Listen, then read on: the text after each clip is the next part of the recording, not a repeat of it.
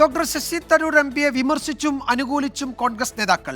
തരൂരിന്റെ പരാതിക്ക് അടിസ്ഥാനമില്ല എന്നാണ് പി.ജെ. കുര്യൻ പ്രതികരിച്ചത്. ശശി തരൂർ കൂടുതൽ സമയത്തും വിദേശത്താണ് എന്നും പി.ജെ. കുര്യൻ വിമർശിച്ചു.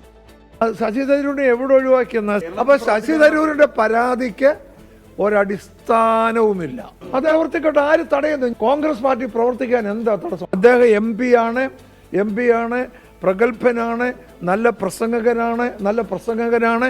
അദ്ദേഹത്തിന് നേതൃത്വ ഗുണങ്ങളുള്ള ആളാണ്, ഡിപ്ലോമസി ഉണ്ട്. അദ്ദേഹത്തിന് കേരളത്തിൽ പ്രവർത്തിക്കാൻ ഒരു തടസ്സവുമില്ല.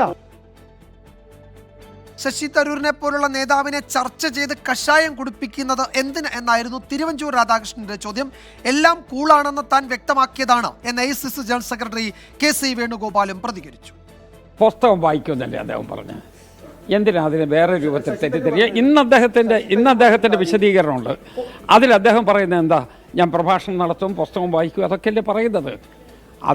അതൊന്നും ഇതുമായിട്ട് കൂട്ടിക്കുഴയ്ക്കരുത്. എന്തിനാ അദ്ദേഹത്തെ പോലൊരു മുതിർന്ന നേതാവിനെ ഇവിടെ കൊണ്ടുവന്ന് നമ്മൾ ഈ കഷായം കുടിപ്പിക്കുന്ന പോലെ എന്തിനാ ആക്കുക? ശശി തരൂറിൻ്റെ വിഷയം വന്നു. ഞാൻ ഒറ്റ നെറേറ്റീവാണ് ഞാൻ പറയുന്നത്. ഒന്നും ഉണ്ടാവില്ല, എല്ലാം കൂളാണ്. ഞാൻ ചോദിക്കുന്നത് അദ്ദേഹം പറഞ്ഞു കേട്ടപ്പോൾ ഞാൻ ഞെട്ടിപ്പോയി. അങ്ങനെ പാടില്ല. ആരായാലും